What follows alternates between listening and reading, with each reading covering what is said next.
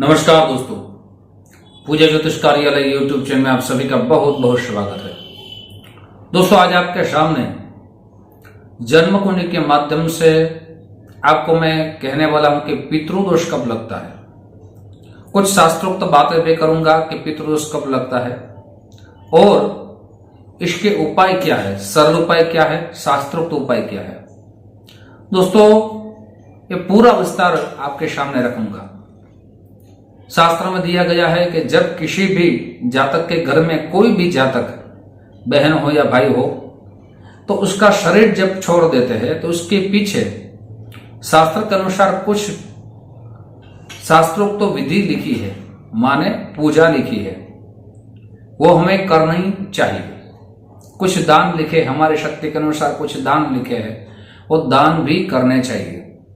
लेकिन आजकल देखा गया है कि शास्त्रों के अनुसार वो क्रिया नहीं करते। बाद में कुछ साल के बाद हमारे पास आते हैं तो हमें कहते हैं कि हमारा बिजनेस नहीं चल रहा है या हमारी शादी नहीं हो रही है या अपनी परेशानी कहते हैं। तो अब हम उसकी कुंडली देखते हैं, तब उस कुंडली में प्रश्न कुंडली के माध्यम से, जन्म कुंडली के माध्यम से भी पितृदोष निर्माण होता है।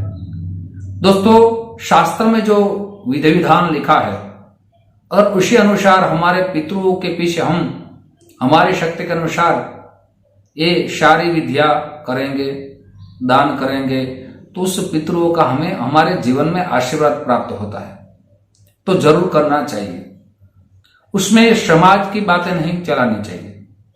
कहीं मैंने देखा है कि हमारे समाज में तो ये रीत है, तो मैं हर वीडियो में कहता हूं कि शास्त्र से समाज का रचना होती है। किसी समाज से कोई शास्त्र की रचना करनी ऐसा नहीं है। और सारे समाज की अपने अपनी एक भ्रांतियां होती है, एक रीत होती है, लेकिन शास्त्र की जब बात आती है तब वो हमें शास्त्र के साथ में चलना चाहिए। दोस्तों, ये तो मैंने कुछ बात की, लेकिन अब जन्म कुंडली के माध्यम से कहने वाला हूं। अगर आपकी जन्म कुंडली में 3 स्थान अशुभ दिए गए हैं और 2 ग्रहों की बात करूंगा, ऐसे तो 3 ग्रहों की बात करूंगा, लेकिन दोस्तों पितृदोष के बहुत से अलग अलग सिद्धांतों है, अलग अलग नियम है, लेकिन ये विशेष तौर से मुझे लग रहा है कि आपके सामने मैं ये बातें रखूं। 3 स्थान में अगर ये ग्रहमान उपस्थित है तब पितृदोष लगता है। कई बार यह भी देखा गया है कि अपने पापों से किसी की मुक्ति नहीं मिलती, तब ये दोष कुछ अपने संतानों में, कुछ परिवार में देखा गया है। साथ ही दोस्तों, कुछ इच्छाएं रह जाती है, ऐसा शास्त्र में लिखा है, तो इच्छा के कारण भी उसकी मुक्ति नहीं मिलती, तो वो भी कारण हो सकते हैं। तो जन्म कुंडली के माध्यम 3 कारण है, 3 स्थान को दिया गया है। वैसे तो बहुत से, लेकिन मैं 3 यहां स्थान की बात करूंगा जो 3 स्थान अशुभ माने जाते हैं। पहला स्थान है 6वां स्थान, दूसरा है 8वां स्थान और तीसरा स्थान है 12वां स्थान। ये 3 स्थानों को अशुभ स्थान माना गया है। अब दोस्तों, मैं 3 ग्रहों की बात करने वाला हूं। ये 3 ग्रह भी पितृदोष के कारण बन सकते हैं। सबसे पहले है सूर्य। दोस्तों, सूर्य को आत्मा का ग्रह माना गया है, पिता का स्थान दिया गया है।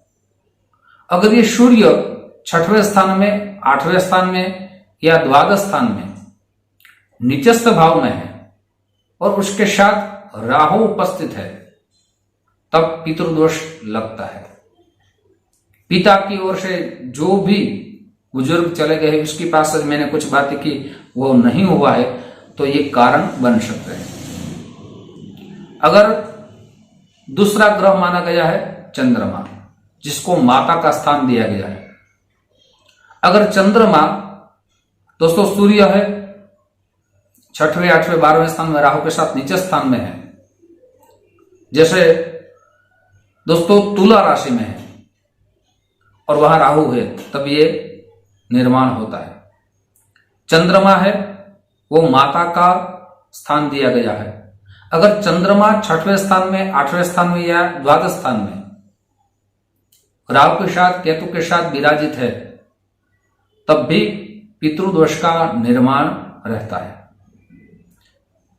चंद्रमा है अगर वो वृश्चिक राशि में है तो नीचे स्थान में माने गएंगे। वैसे दोस्तों मंगल का भी ऐसा है, मंगल है वो हमारे भाई बहन का ग्रह माना गया है, हमारे रक्त का ग्रह माना गया है, हमारे संबंधों का ग्रह माना गया है। तो दोस्तों यहां जो मैं कह रहा हूं उसका भी एक योग अशुभ हो रहा है।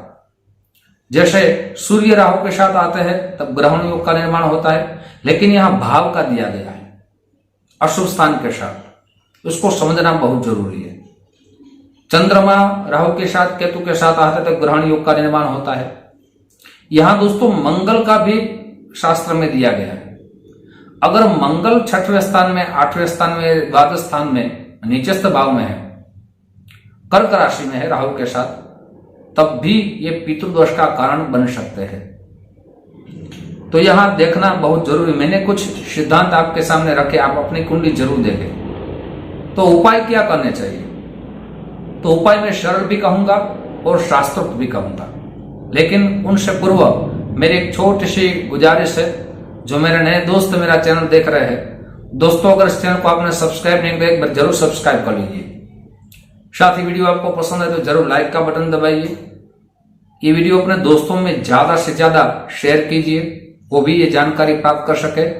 साथ ही दोस्तों बेल बटन जरूर दबाइए, मेरे सारे नए वीडियो की जानकारी सबसे पहले आपको प्राप्त हो।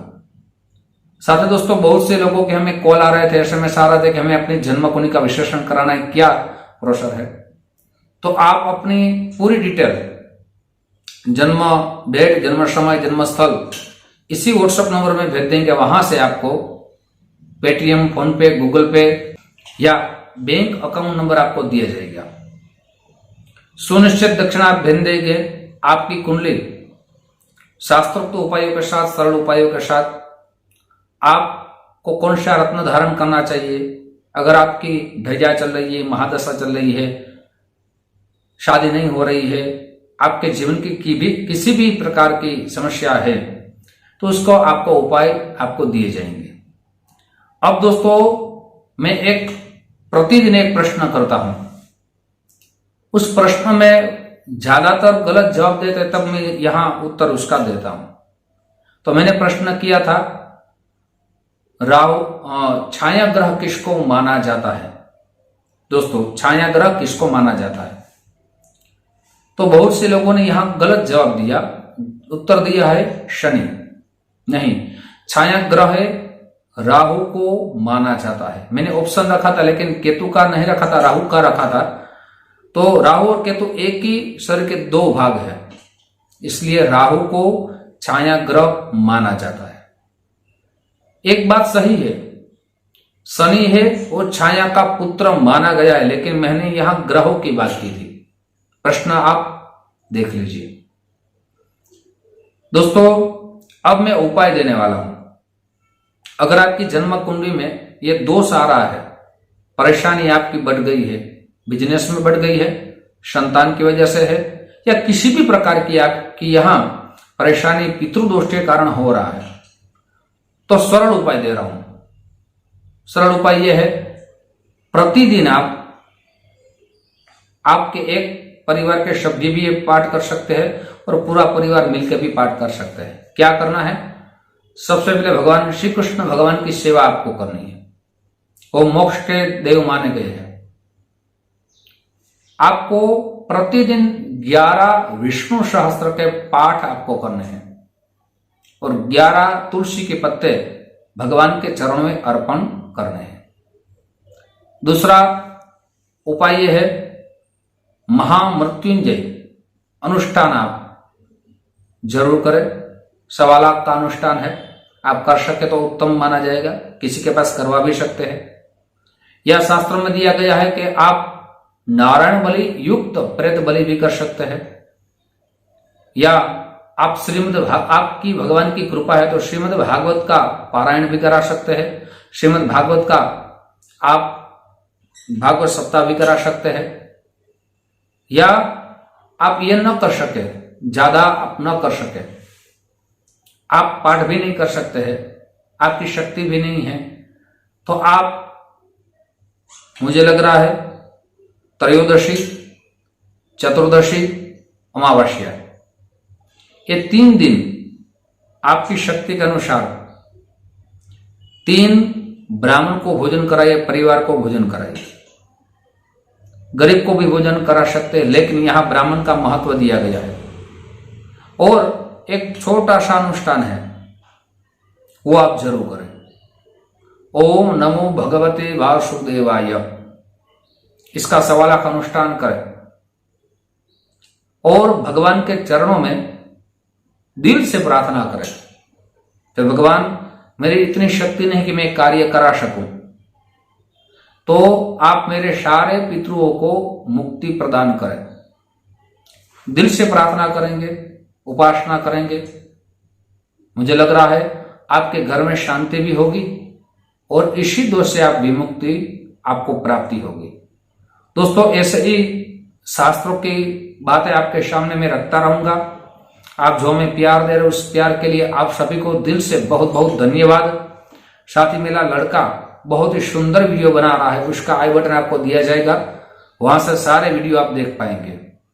उम्र छोटी है लेकिन अच्छे काम कर रहा है, तो उसका भी आप जरूर साथ दें, उसको प्रोत्साहित करें, इसको वीडियो देखें, वो बहुत ही अच्छी काम कर रहा है। दोस्तों, ऐसे माध्यम से फिर हमारी मुलाकात होगी। जय श्री कृष्ण महादेव।